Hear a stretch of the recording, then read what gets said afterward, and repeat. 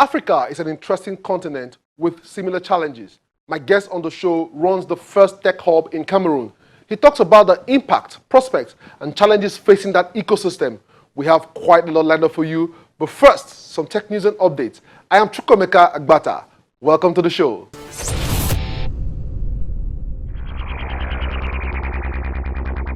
It may not always be profitable at first for businesses to be online, but it is certainly going to be unprofitable for not to be online.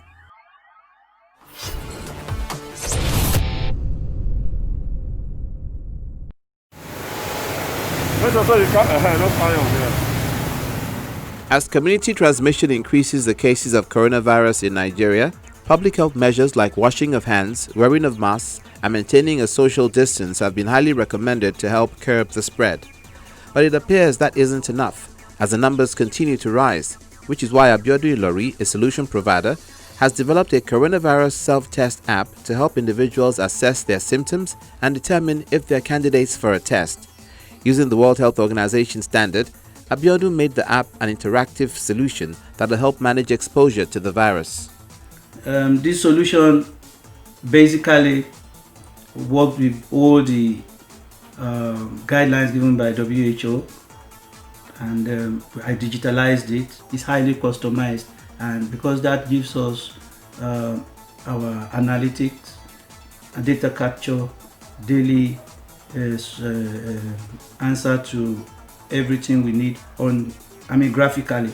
So we were able to monitor everything at home, day in, day out. According to Abiodun, the app is available to everyone and can be customized to suit private or public business environment.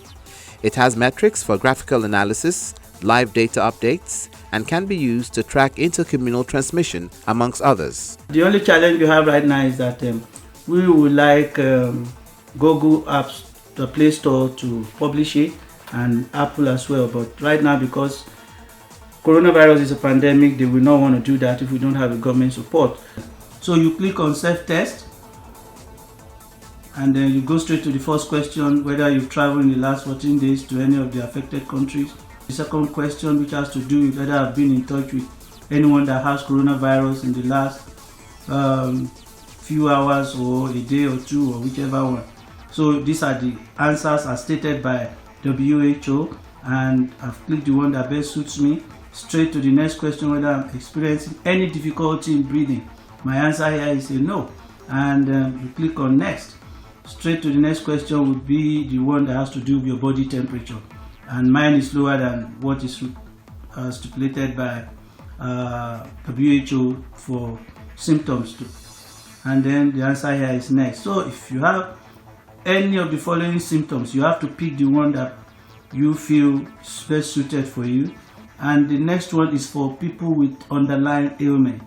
I've answered the whole question. The next thing for me to do now will be to fill in my name. Mind you, this is a demo app. It's not being recorded anywhere. So you have to just accept the terms and conditions, and you submit to check your result.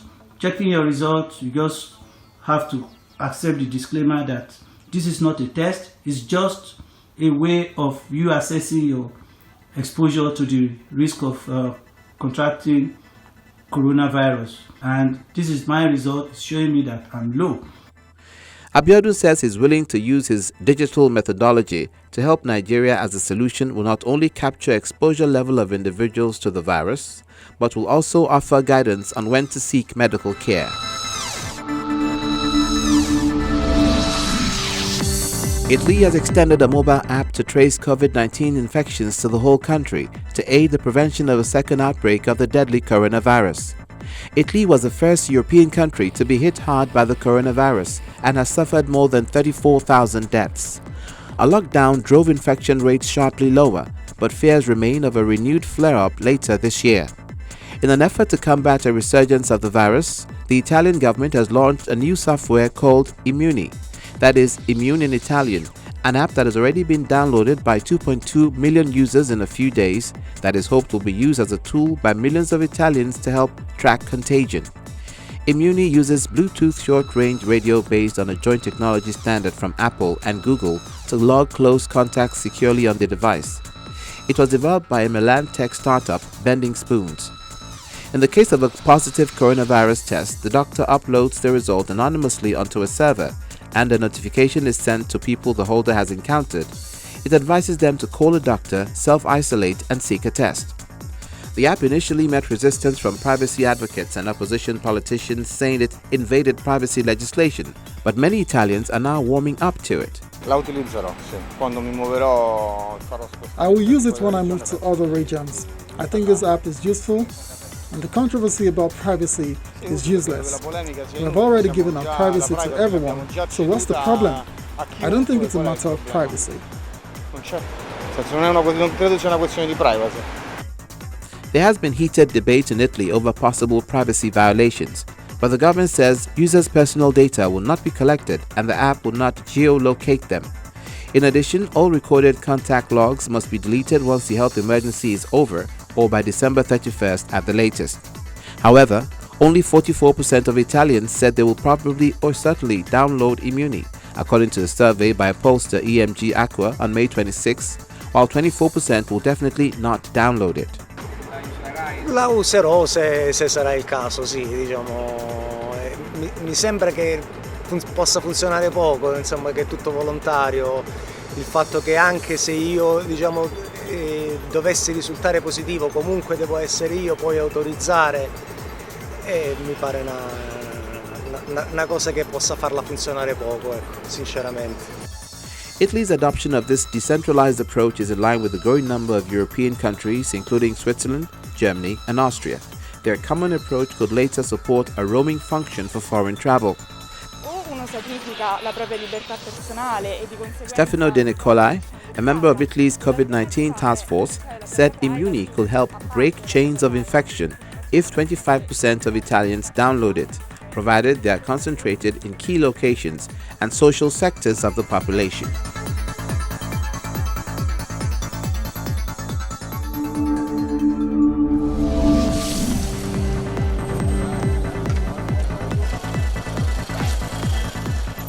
Like many African nations, Uganda's already underfunded health system is feeling the strain of the COVID-19 pandemic.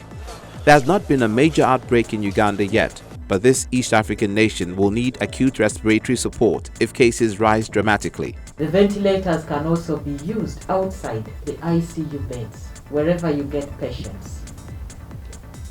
Right now, we cannot evacuate regional referral hospitals to attend to only COVID cases. So there are other patients in the regional referrals that also need ventilators. So the need is great, it is not small. The ventilator, called Bulamu, which means life in Luganda, was designed by Kira Motors, a Ugandan-based company which specializes in electric vehicles, and engineers from Makerere University in Kampala. The designs are partly based on an open-source information from Massachusetts Institute of Technology, MIT, in the United States. Ventilators are very expensive pieces of equipment, and in Uganda we only have about 100. So how we realize that if numbers keep growing globally, there will not only be a lot of competition for these ventilators, but then as a high-end product, we may not be able to get more that could meet our demand here in Uganda, since they're already on demand globally. So as a technology and innovation company, we realize that Kira Motors can actually play a very big role. And when Makerere University Resilient Africa Network approached us to work on this project, we of course had to say yes, because it's something that was not only requiring innovation, technology, which is part of our core values as Kira Motors, but it's something that we thought we could actually participate in. And we wanted to achieve a product that was not only low cost, but that could be made here by Ugandans, and something that could make a difference, not even beyond the COVID-19 pandemic. Uganda doesn't have the health budget to purchase hundreds and possibly thousands of ventilators at short notice. The designers already have the funding to build more ventilators. They also passed engineering tests, which include audible and visual alarms, leaks, and pressure gauge readings. Sometimes patients need up to 100% oxygen because maybe based on their respiratory condition, you need to vary that oxygen to air ratio. So you can have, from our air supply system, you can vary that air and then set the parameters you need. The health worker can easily set these parameters pandemic, we realized that globally, that as the pandemic spread since, say, October or January, and it was announced a pandemic by World Health Organization, as numbers increased, it was realized that at least 5% of the people who got sick actually required critical care and needed to be admitted to hospital, and they required ventilators, mechanical ventilation, because they developed a high respiratory problems. The next step will be to test the device in humans. Manufacturers hope that if those trials go well, they will have the ventilator in Ugandan hospitals by July.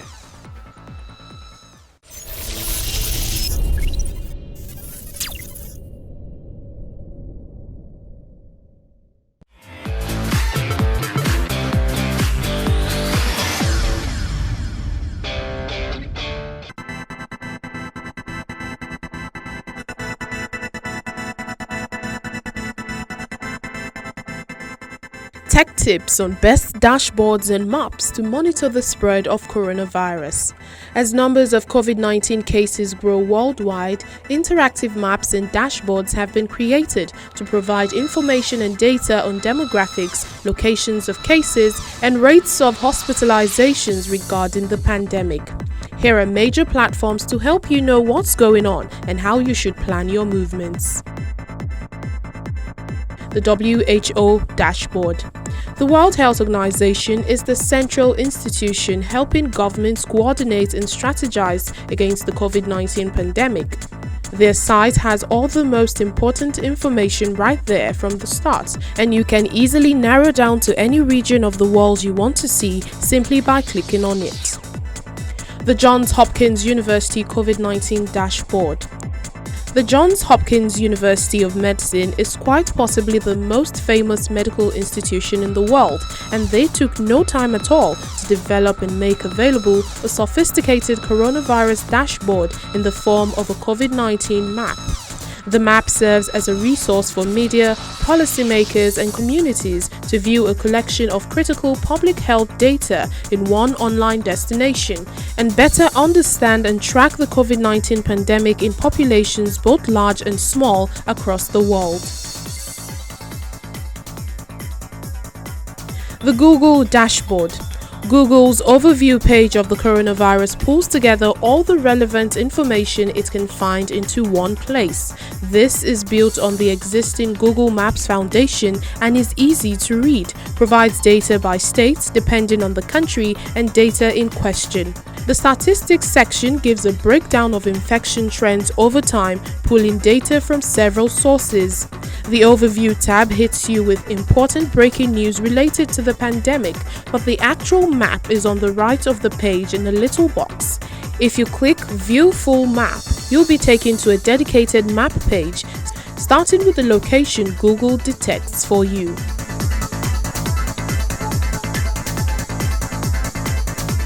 That's all on our Tech Tips segment.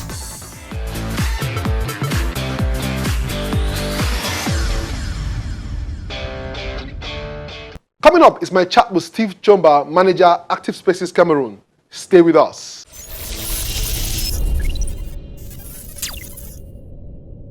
Glad to have you on the show today. We are happy to be here. What do you think is the role of technology in developing Africa today? Technology, it's a great opportunity for Africa. Great opportunity. That is not even arguable. You can't argue that. It's a great opportunity because it opens Africans to the rest of the world.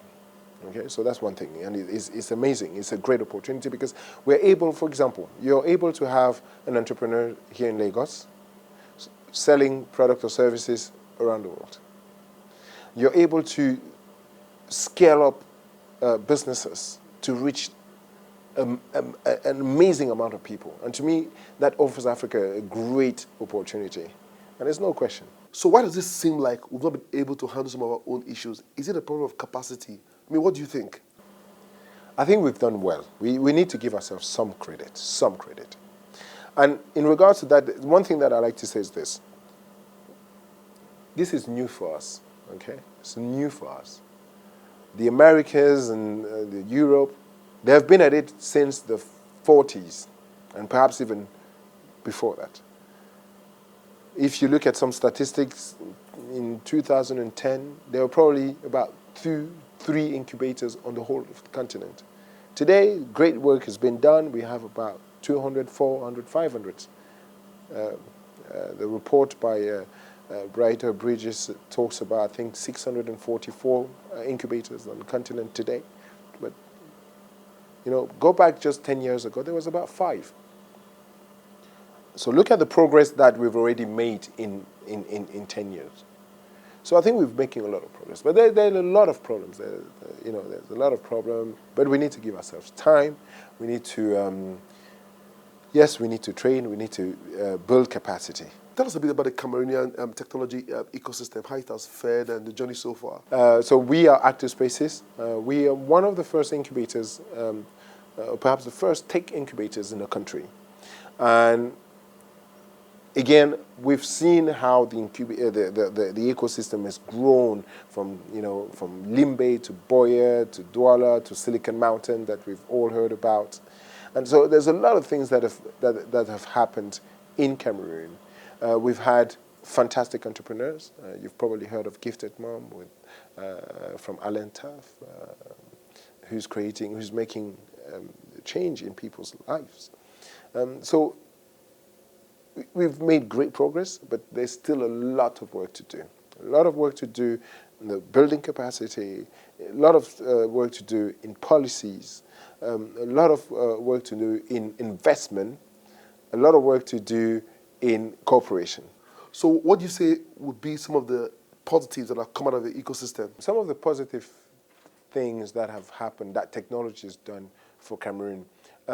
So let's talk maybe in terms of even mobile money, okay? Mobile money, internet penetration is huge in Cameroon. Smartphones penetration is huge in Cameroon. We've had services. This particular one service that comes to mind is paying government stamps, where they've implemented a digital solution for stamps in Cameroon, which is a great solution for the government. Now the government can know exactly when people are paying their stamps here and there and there. And that it's really interesting for the government. We've had startups like Alentaf, I was telling you, who has developed a platform to give information, prenatal and postnatal care information to mothers. And that is changing lives in the health sector. So, yes. And these companies, I mentioned Gifted Mom, is recruiting recently about 50 young Cameroonians. And so creating jobs as well. So that's some of the positives. We've gone from 2 incubators today to about 23 in the whole country. Not a lot, but it's already something. We've recently launched an organization called Camer Tech, which is another next step to get all of these incubators together, to work together and finding solutions for innovation and entrepreneurship in the country. That is positive. Now the challenges. What are some of the challenges? Why do you think the ecosystem hasn't grown the way it should grow? We attended recently the AFILAB conference, and I really enjoyed our first keynote speaker, Mr. Celestin Monga, who said Africa has 4 deficits. It mentioned deficit of knowledge, deficit of conflict resolution, deficit of leadership, and deficit of self-esteem. I mean, I could stop here and say those are our problem. Those are the reasons why we don't grow. But like I said in the beginning, I think we're growing. We need to give ourselves some credit. But if I was going to tie it down to one thing, I would say, look, our leadership needs to understand. The way we understand the importance of technology, our leaders need to understand and not fear technology. And once we've done that, once they've understood the good and the positive things that this can bring for our economy and for our population, then we'll start putting in place strategies to develop. We need to rethink our educational system. So, for example, people talk about bringing technology in education. It's not about using a computer in a classroom. Then you say, well, you know what, we've integrated technology in our educational system. It's about really going to the fundamentals and saying, okay, how can we really integrate technology in our educational systems so that it's not just about using a computer. Steve, would bring me to my last question. I mean, you talked about French speaking, and there's also English speaking, there's Portuguese, there's Spanish. How can we use technology and innovation to bring about greater integration across Africa? Look, I think technology is already doing it in so many other ways, okay? Unfortunately, sometimes technology coming from America, almost every African today uses WhatsApp to communicate. We share pictures and images. We share each other's cultures through WhatsApp and Facebook. We learn about other people's culture. We start to understand them. And that's what technology is capable of doing. We need to be able to really dive in. And this is why we need to encourage our young to develop those kind of applications that can apply. And I mean, it's already even technology. I met a young entrepreneur from Côte d'Ivoire who is developing African emojis, all right? And young people are starting to use that to express themselves and sharing their cultures. Now imagine when that application will cross borders and that now the Cameroonians or the Nigerians will start using those emojis created by an Ivorian entrepreneurs to express the emotions, and that's the beauty of technology. Through a music application that we're developing in Cameroon called Colorful, you could listen to Nigerian traditional music whilst you're in Cameroon, and that gives you a kind of insight into how Nigerians enjoy music and vice versa. And that's what technology, and we need that. We can't just expect Africans to get along because they are Africans, so they should get along. But we need to start exchanging. And platforms that technology offers can enable us to start even understanding each other.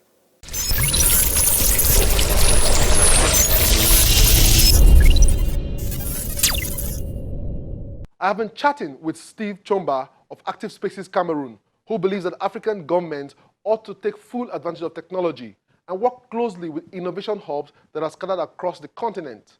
No foreign government or agency can truly develop Africa on behalf of Africans. What will make up all of these opportunities depends on the decisions various countries make today. But one thing is clear, the young innovators and techies out there are resolute and are constantly finding solutions to various problems. This is where we draw the curtain on this edition of the show. But it doesn't end here. The conversation continues online. We are at Tech Trends TV on social media, and also watch the show on Channels TV YouTube page or via cfablog.ng. For Tech Trends, I'm Chukwemeka Agbata.